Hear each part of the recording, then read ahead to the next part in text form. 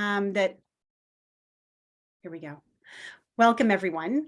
My name is Phoebe Morad. I'm Director of Lutherans Restoring Creation, and I'm excited to have you all here tonight. And as I was just welcoming everyone to add into the chat where they are. So in space and time, but especially too, if you can, if you don't know, who were the first earth keepers of the land on which you stand. I put in the chat a link for you to look that up and do some research and keep digging, because we do acknowledge the fact that Lutherans are not the first ones to consider restoring creation. Way before Luther nailed anything to any doors, there were people caring for creation on this land. And if you can recognize them and if you are part of those communities, please let us know. I would like to hand over the baton honestly as soon as possible, just because I feel like this group will bring us a great amount of joy. And I want to recognize that there is a lot of grief right now going on in the world on so many different levels. And I really want to thank this entire community of the Northeastern Minnesota Eco-Faith Network, and especially Rachel for bringing all these friends. Rachel Weifels is going to kind of be passing the baton to many different people who are going to share with us the path to pollination in so many different ways. And I'm really grateful to have you all here tonight, but also in the future. I know that there are a lot of people that couldn't share with us tonight. This is being recorded, and we will keep sharing this information. It'll keep pollinating in so many words. So thank you so much for being here, and over to you, Rachel. Love that. Hi, everybody. My name is Rachel Weifels. I use she, her pronouns. I'm a first-year student at Luther Seminary and a member of the pilot project team, now the pollinator team, with the Northeastern Minnesota Eco-Faith Network. And I would love if we could go around and anyone from the Eco-Faith Network and the pollinator team, if you could introduce yourself a little bit, tell us where you are. Tom, could you go first? Sure. My name is Tom Eaker, and I'm the chairperson of our pollinator project. I'm in Duluth at Gloria Dei Lutheran Church. Awesome. Sue, could you go next? Hi there, everybody. I'm Sue Lieback. I'm a member of the Eco-Faith Leadership Team and also a Synod authorized minister in a little local itty bitty congregation in this neck of the woods. And I'm writing the introduction as I'm speaking here of where I live and who was here first. So I'll let it go at that point. Sounds good. Kristen, could you go next? Yes, I'm Kristen Foster, retired pastor, co-chair of the Eco-Faith Network leadership team, and chairperson of the Eco-Faith Summit planning team, which is related to this call tonight because it is the pollinator plot is our theme. So you'll hear more about that later. And I am a member of Trinity Lutheran in Cook. Awesome. Kurt, would you go next?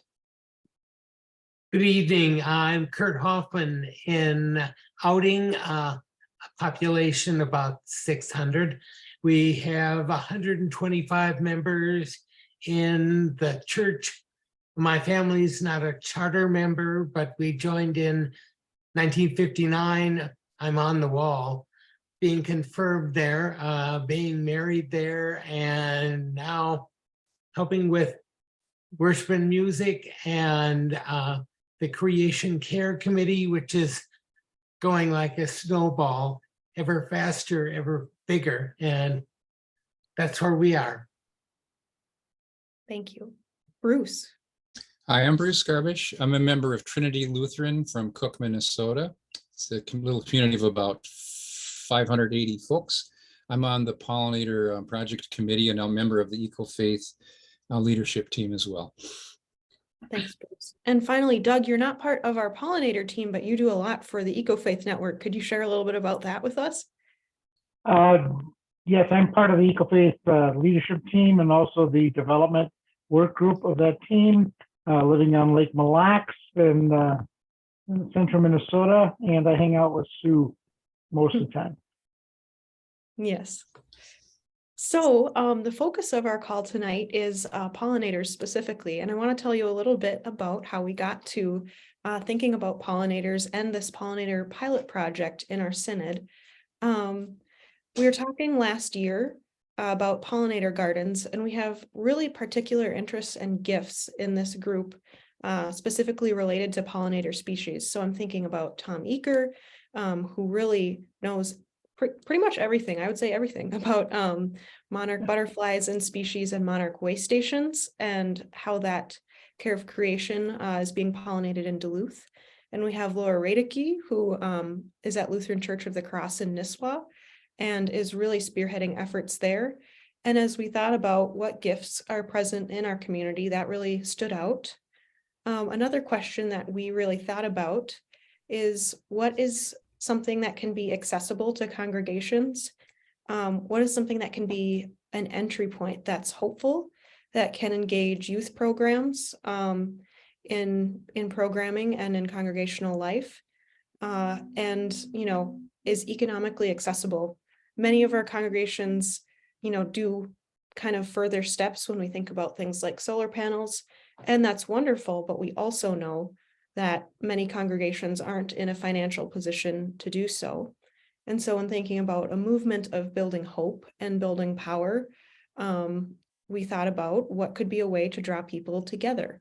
And at first we were thinking launching what we're going to launch this year, which is our resolution on being a pollinator synod. And then we thought that's a lot if we don't know how things are going to go. So we came up with this idea of why don't we start with 6 congregations, and we can have Zoom gatherings because the Northeastern Minnesota Synod is very geographically large and diverse, going from just above the suburbs of Minneapolis all the way to the Canadian border and pretty significantly east to west as well. And so we thought, what are ways that we can connect on Zoom? And so the people who have these gifts and interests helped us spearhead that work and in leading people in beginning pollinator gardens, expanding and such. So the way that we've gone about this is that each person on our leadership team has been assigned to about 2 congregations to check in throughout the summer and throughout the year. And, just to see how things are going and what support can be provided. And that has been a really good way of connection that I'm sure that Kurt might share more about in talking about a congregational context. But Kristen, what would you like to add? Yeah, you've done a fabulous job. I guess more than adding, just to emphasize, number one, that we are trying to work with visions and yearnings and gifts that we know that people already have, and Tom being one of those people with a vision and gifts in pollinator and monarch work. But the other thing is that given that we would like every congregation to feel called into the care of creation, we can't start with expensive, highly complex projects like, hey, everybody should have solar panels. We need to start with something that is close to the earth and possible no matter what your size or demographic is. And it's also wonderful what direct communion and community with the earth Yes. to us. It's great to throw money at things per se, that can be wonderful too, but there's something that changes us as well about being around each other and being around the soil that I think really attracted us to this project. Yeah. I'd love to invite Tom to share next about being the chair of this team and your vision for monarch way stations throughout our synod. Well, thank you, Rachel. I would be happy to talk to you, and you're going to hear probably when we say monarch more than pollinator, but they're the same thing. You're going to see that they're very, very closely related. I got interested in monarch butterflies quite a long time ago, and into a program run out of the University of Kansas. And they run something called Monarch Way Stations. And I'm just going to give you a real quick rundown of what they want you to do to become a Monarch Way Station. And you can be certified by this group if you want to. It includes things like eliminate the use of insecticides or pesticides, removing the dead stalks before the next growing season, remove any invasive species, use natural compost, mulch around the base of the plants, add some features like bee nesting boxes or fruit feeders. Now, after listening to that, you maybe are wondering, well, what is the difference between a pollinator garden and a Monarch Way Station? The answer is just about nothing.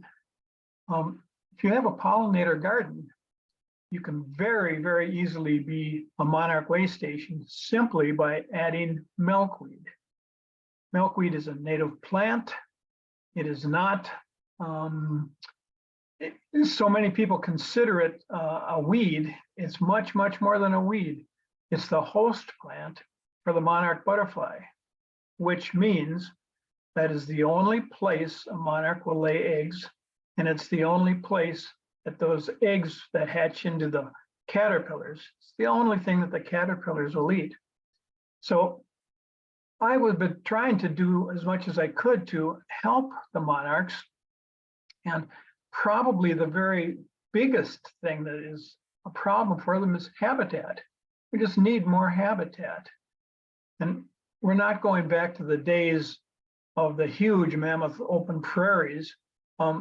That's just not going to happen anymore. But a Monarch Way Station can be any size. They can be small, large, in between. And they should be, we want them spread out throughout the country. So when a monarch is out there looking for some milkweed, they can find it. And they're very good at it, by the way. So that got me all interested in this. And now our synod is talking about pollinator gardens, which just feeds into something I wanted to do. I want to get all of the Monarch Way Stations. I want to have a Monarch Way Station in every church in our synod. And that sure fits in with the idea of, hey, let's get some of these pollinator gardens going. And I certainly am very much interested in doing that. And I'm also going to be talking always, add some milkweed if you haven't got it in your pollinator garden. That's going to be the thing that the monarchs need. And if you're interested in other butterflies too, you might want to look up what the host plant is for some of those other butterflies. You can get that in there too. But I really am big in the monarch world, and I really am interested in that. Several years ago, the church that our group of people that I formed a group called Duluth Monarch Buddies, and we applied for a grant and got $1,000 to start a group called Duluth Monarch Buddies, and we used that money to create a Monarch Way Station. We now have a demonstration plot on the lake walk in Duluth. There are, in Duluth area now, we have 90, I think it's almost 98, I think is the last number of way stations, and 10 of those are churches. So we're in the process of getting more habitat, and that habitat helps a lot of things, not just monarchs. It helps a lot of little creatures out there. So the more pollinator gardens we get, the more we turn them into Monarch Way Stations, the better for a lot of things. So we're at the moment, about a year ago, we started a project. It's a pilot project with 6 congregations who bravely took on the idea of, hey, let's see if we can be some of the first ones, early adopters here, and get a pollinator garden going. And they've completed their first year. And now we're kind of getting excited to see what happens with their second year. And we're looking forward to creating some more people interested in getting some more churches involved. So take it away, Rachel. Yeah. Could you tell us a little bit about all the ones who also, after we had that we decided on the number of 6 just to think about having definition, but we found that people were really excited about this idea. So could you tell us about the additional congregations that have kind of jumped on board? Sure can. The 6 were kind of the first brave ones, and they started going, and they all had a little different approach, and they're going to be willing to share that with the newcomers. So what maybe worked or didn't work for them, so that'll be passed on. But word seems to spread a little bit by mouth, I think. So there were 4 more congregations who said, hey, we'd like to get going here too. And so they actually started their pollinator garden too. They're all kind of in different stages of development. We've always had a few congregations who said, well, I'm not ready to start yet, but I would like to receive information, and I'd like to kind of be on your mailing list so I can see what's going on. And then lastly, but not least, we've got some of these monarch way stations out there already, that even before we started the pollinator project, we did have 4, I think it was 4 monarch way stations and congregations there within our synod. Yeah, that's awesome. I'm wondering, Kurt, if you'd be willing to share a little bit about our Savior's participation in the pilot project and how that's gone and how it's been energizing for people. Sure. We were inspired by Laura down at Nisswa and the pollinator garden they came up with. So ours is small like theirs. At present, we had the location and we want it to be a raised garden because it's by our church sign and there's electronics involved. And anyway, we got $1,700 in congregation member donations, and that's being matched by the regional soil and water district. There's a board called the hang on here, I made some notes here, and the Regional Land and Waters Board will be providing the matching funds.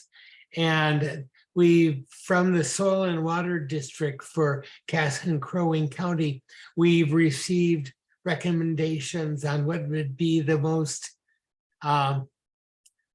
progressive, prolific pollinator plants that we're going to put in once the snow is gone. We've received donations from a local business, construction business, to supply black dirt to use as a soil bed.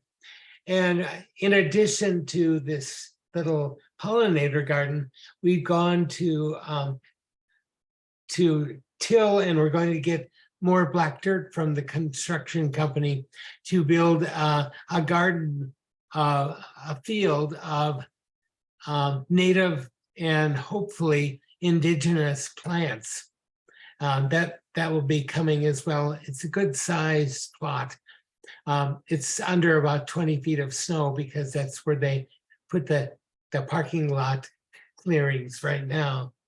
Kind of offshoot from that, we have jumped on the bandwagon. I don't know if in your part of the state or the nation, you get you hear about the No Mow May. We have obtained signs we're going to put on our churchyard, and we'll be participating in the No Mow May. Look it up. It's fascinating. It's only been involved for a couple of years, and there are 30 cities in Minnesota now who are participating this year. So we're all just waiting for the snow to go. Yeah. Bruce, you've been really involved at Trinity and Cook. Could you tell us a little bit about your work and about the youth involvement in particular that you had? That was really exciting. Yeah, Trinity and Cook, we were not one of the 6 pilot churches to sign on board, but we were so impatient and eager that we just sort of went ahead anyway and did as best we could. And this is going to be sort of a variation on a theme of a tale of 2 cities. We've been very successful in one respect and not so much in another. our success, I think, involves getting our youth involved. And I'll give a lot of credit to our pastor, Pastor Erica Foss. We have an after-school Bible Quest program that brings in kids 2nd, 3rd, 4th grade primarily.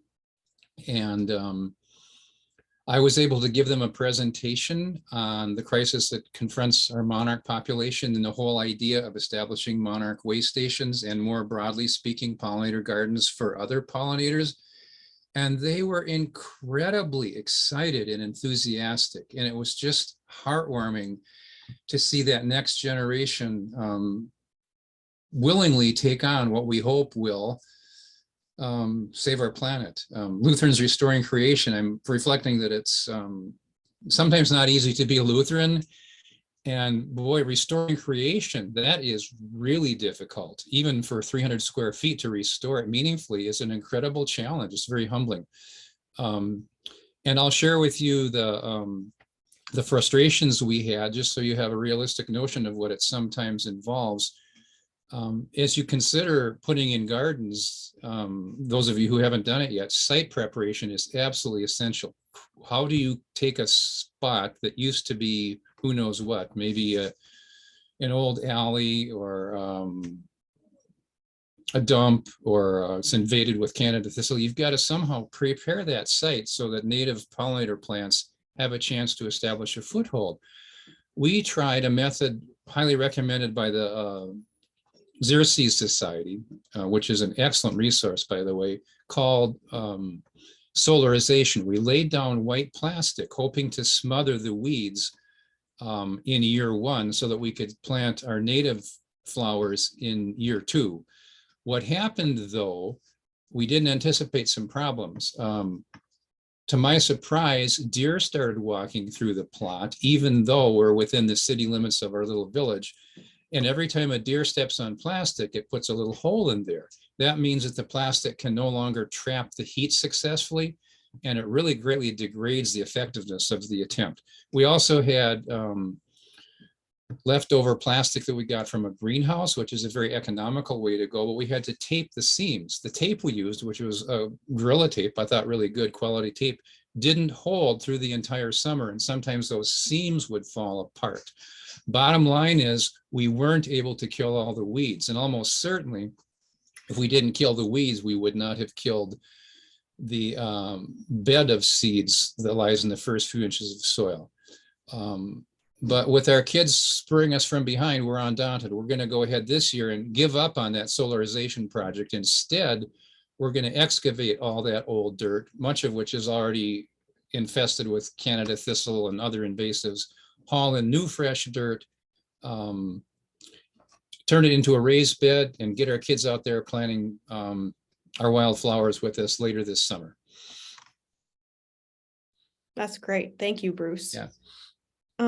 So in terms of what's next, as we think about, all of us coming together around this project, Kristen, I'm wondering if we could share our Synod pollinator resolution and maybe also the Kairos resolution. We are bringing 2 Synod resolutions to Synod Assembly this year. And the first is looking at becoming a pollinator synod and what that might look like. Yes, thank you, Rachel. We, a year ago, when we were thinking about what is one action that we could start taking in every congregation that would bring us together synodically in a commitment to care for the creation, we came up with this idea of, kind of universally being pollinators. And after that, we decided that our annual conference called the EcoFaith Summit would be focusing on this pollinator plot. And then that we would return to the Synod in its assembly and say, hey, for these reasons, we would invite you to get on board to claiming an identity, a new identity as our Synod, as a pollinator Synod. And that I'll show you. Oh, it looks like host has disabled screen sharing. That's okay. Oh, I can do that. Let's see. Okay. Oh, I can't see which one is which. That's pretty funny. I did Well, it. I let's- know you're a co-host. There we go. Yeah. there. Yeah, so as you know, Senate resolutions have a lot of whereases. And those are important, all the reasons that we think that this is a good idea. But if you get to the therefores, the be it resolves, we are saying, number one, that we would be a synod that embraces a vision for regional regeneration of pollinator habitat, in which, with the guidance and equipping of the earth renewing spirit, all its congregations and expressions would promote pollinator friendly habitat in church grounds, at home, and in the neighborhood, work to eliminate the use of pesticides and other pollinator harming chemicals on church grounds, encouraging their members to do the same. Consider themselves as congregations to be what we are calling a demonstration plot for earth honoring experimentation. And then in all the facets of ministry that we encourage this. And then that we live into our call as pollinators of the gospel in our witness to God's love for all creation, sharing practices across our synod and beyond. And then we would assist congregations. So we're using the term pollinator in two ways, in inviting the synod to become a pollinator synod. One is that we protect and educate about pollinator habitat and create it. And number two is that we pollinate the practices of regeneration and care of creation across northeastern Minnesota and beyond. So for that reason, our Synod's Eco-Faith Network is already working with the Northwest Synod of Wisconsin, the Northwestern Wisconsin Synod, the St. Paul area Synod. In our Eco-Faith Summit, we have 10 partners, including, maybe it's up to 11 now, I'm not sure, including, we're proud to say, Lutherans Restoring Creation, but our effort is to be very locally active in our own synod, and then to pollinate a similar vision and practices, building relationships with companions across the upper Midwest. And tonight we get to do it with you across the country, across the ELCA. Yeah, it's really exciting. I like how you were saying it's both kind of an end, as in, yes, we do want all congregations to have this pollinator garden, but more than that, it's an invitation for people to kind of enter into this idea of what does it mean to care for creation, and what does it mean specifically for us as Lutherans and people in congregations. What does it mean for us to care for creation together and as a part of our faith? Let me add one, can I just add one thing? One of the things that we love about pollinators is they're so essential, and they tend to be so overlooked. And there's so many places in congregations throughout the ELCA, and definitely in northeastern Minnesota, like Sue Liebeck talking about her eensy-weensy congregation. But there's so many congregations, or like an outing or Cook, that we don't seem large or powerful, and we're often overlooked, but like pollinators, we are essential to the regeneration of life that God intends. So we love to identify with that which seems small and weak and inconsequential, and yet is not weak and is of great consequence. Yeah. First, I want to ask if there's any brief questions for us. Phoebe has put in the chat that we're going to go into breakout rooms for a little bit because we want to hear from you and what your thoughts are, what efforts have been made in your area, and connecting on that. I have a few guiding questions that I will go get from my email here. Go ahead, Noni. Okay, I have a question. Can we get a copy of your resolution?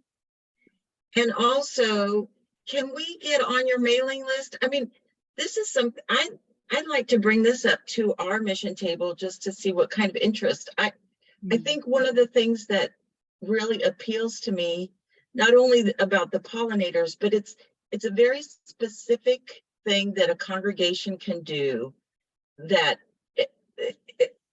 it rather than just giant. And so something like this might be very attractive to some of our congregations. So any kind of information I can get, I would be very glad to receive that. Absolutely. We would love to have you on our mailing list. I will go get that form right now.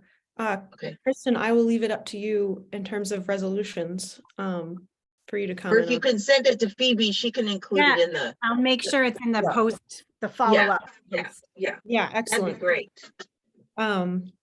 And Kristen, do you want to share briefly about the summit before we go into rooms, or should we save that for after?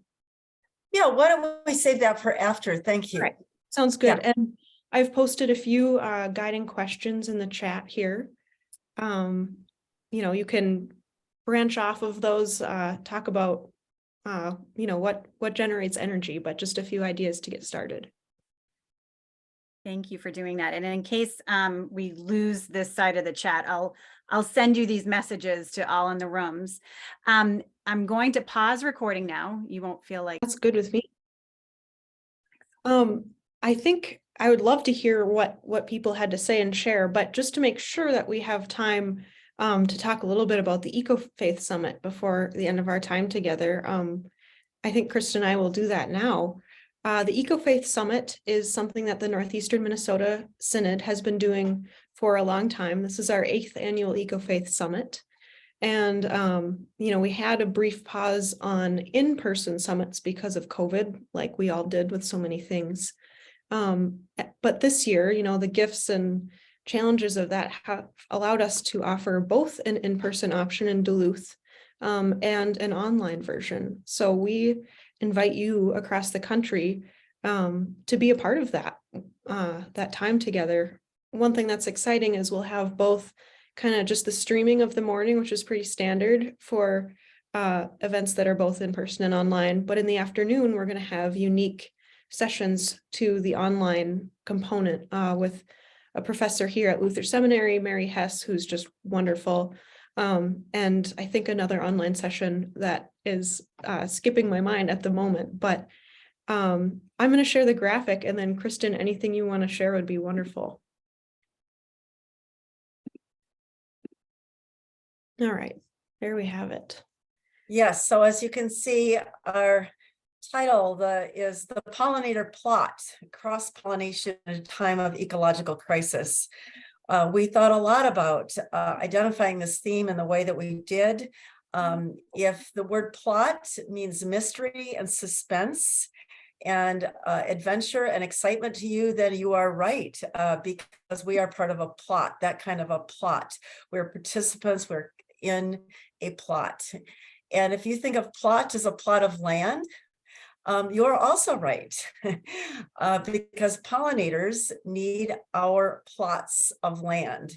And if you think of plot as a congregation who can demonstrate the care of creation and the hope of regeneration to its community and a world, then you are also right. It is so the pollinator plot is what we're calling people into online and in person and in our churches and communities to be part of a plot, to be participants in something that has no guaranteed outcome. We're, as we all know, in a climate crisis and an ecological crisis. They are interwoven. We can't just talk about a climate crisis. We can't just talk about an ecological crisis, but for the purposes of this event, we are focusing on the decimation of pollinator species and other species, of course, related to climate, but looking at how we can cross-pollinate hope, action, new perspective in this time. And cross-pollinate in the relationships of support, the networks of support that we can be a part of with each other. So we, the morning session, the morning couple of hours is what has become one of our favorite tools for education and inspiration, which is telling stories. We have 5 storytellers and a wonderful keynote speaker who's an entomologist and a beekeeper. Her theme is plotting for pollinators, responding to creation's cry for justice, and followed by 5 storytellers, all of whom have direct experience with regenerative practices and pollinator protection. Many of them are very young, by the way, so we're being led by youthful leaders. Then in the afternoon, as Rachel said, we have 2 different engagement sessions. The online one from Mary Hess, the Professor Mary Hess, is about bridging differences to speak about creation through storytelling. And then the other one that you couldn't remember, Rachel, is let's see. Now I'm so mixed up in pollinators and plotting that I've forgotten that. Pass down the brain fog. No. Yeah, the second one is really talking specifically about what we've been talking about tonight. Planting the pollinator plot, planting the plots, planting for pollinators, how you do that, and then how that makes your church part of this plot. So you're going to be hearing more from people that have done it, that are in the stage that Bruce Garbish described, or maybe have been doing it longer. And we just love to have you online, even though most of you cannot be with us in person. It's a both and event. Yeah, and one thing that I haven't actually gotten to tell you, Kristen, about youth engagement or Thinking Here young adult engagement, we're going to have at least 6 students from Luther Seminary coming. So really Awesome. looking forward to that. Let's see. Last things that we wanted to mention. We do have, as of this morning, a brand new website.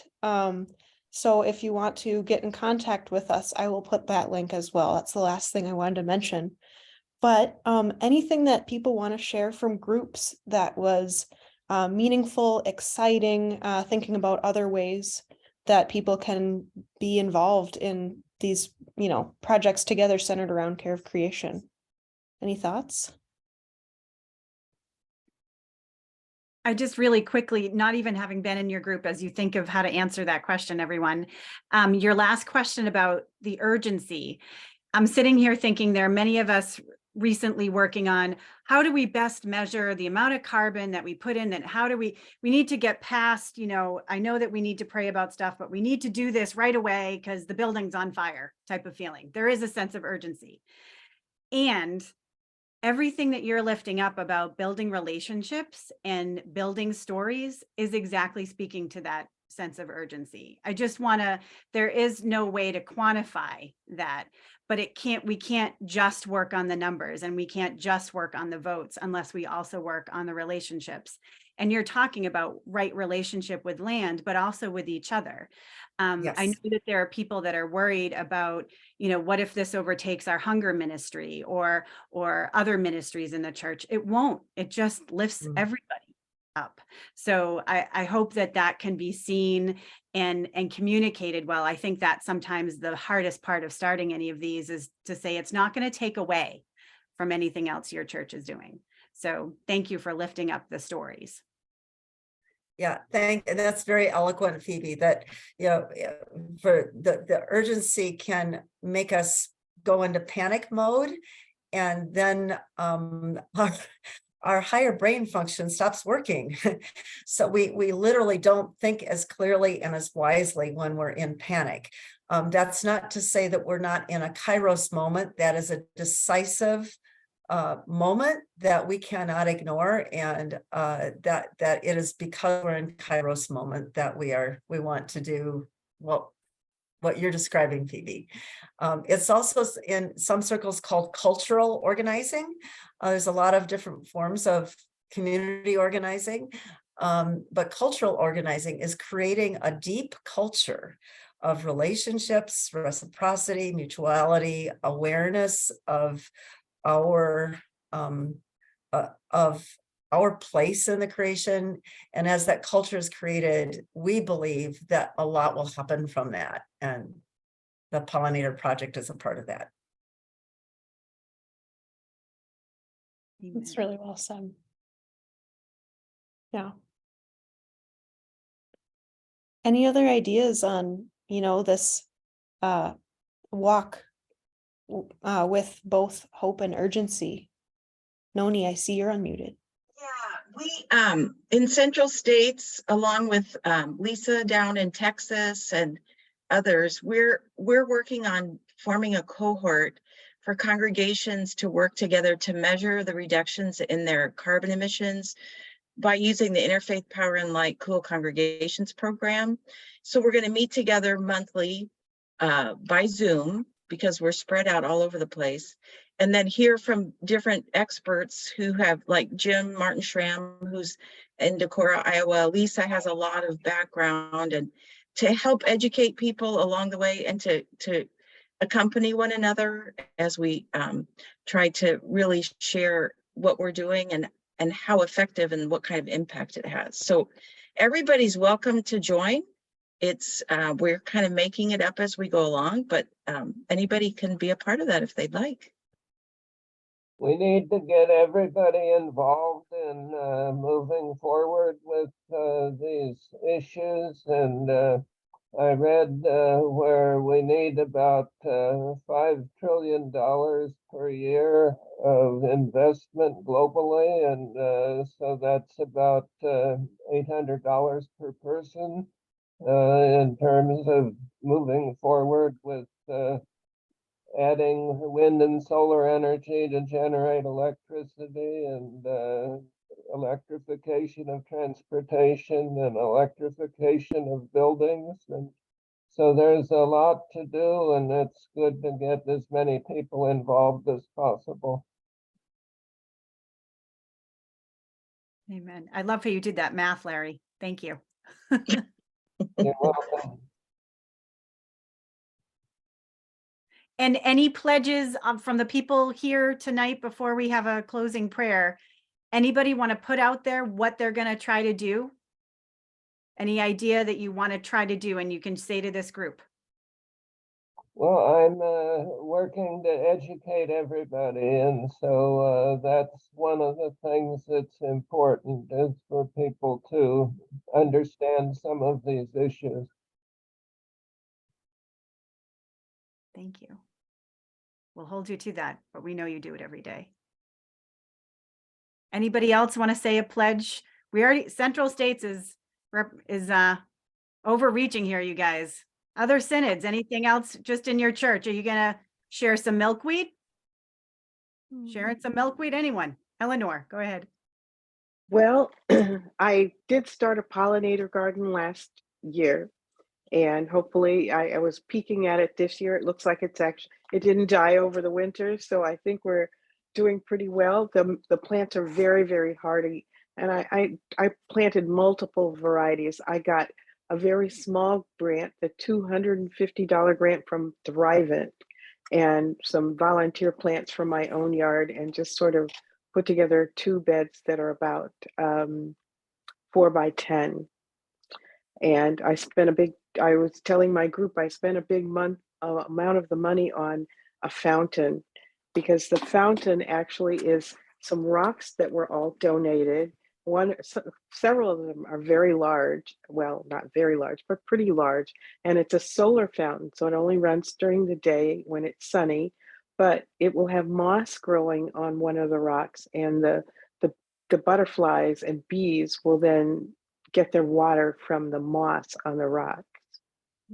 So that's the plan with that, instead of just a regular fountain, because it's butterflies need and bees need a smaller area that's or an area that's not very deep to get water. So, and one of the things I do for planting, I was also telling my group, is called hugelkultur, which is huge culture, and it starts with law. And I never till the soil anymore. I take logs and then twigs and then compost and then topsoil, and then I put the plants in, and then I usually top it with arborist mulch, which I get for free. My neighbors always laugh at me because there's usually a pile left from when someone has a tree cut down. I just walk over and ask them if they would dump the arborist mulch in my yard. So I have a lot of that. And I also carted it over to the church when I put the pollinator garden in for them. So, so you really don't have to till the soil at all. I think if you had something that was terribly invasive, you might want to kill it, but you can do that kind of effectively with cardboard and that really works. And it takes a long time for that to break down.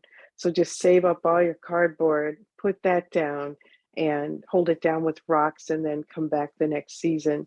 But usually I don't do anything. And if I'm really putting together a sort of a quicker garden, I take a bale of hay, like if it's in just an older area, and I put the bale of hay down, and sometimes I leave it 2 feet high, and I put topsoil on top of the hay bale, and then I just plant whatever. I could plant seeds, I could put plants, and it slowly breaks down. And over the course of the year, it will, just form like a little raised bed of its own. So Thank you don't Ellen. have to do anything fancy to get, Right, if you have right. enough money to buy the hay bales, you Yep. can. And the first year I tried it, I was scared, and I did a double hay bale.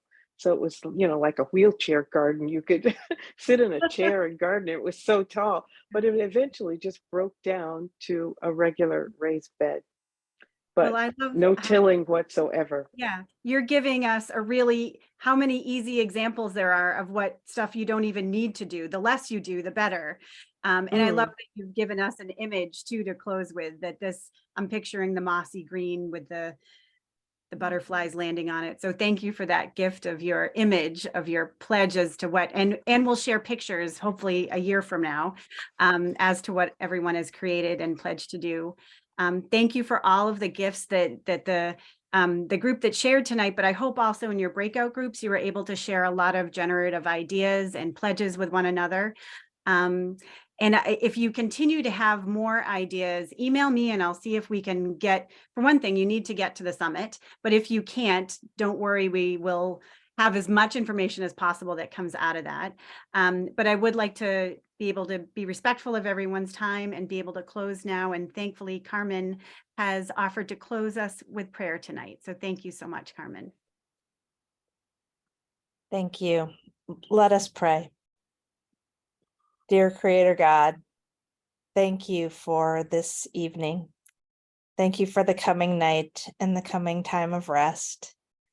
Thank you for the promise that tomorrow you will be with us again, beating our hearts and pumping our lungs and helping us enjoy and experience the beauty and love for your creation.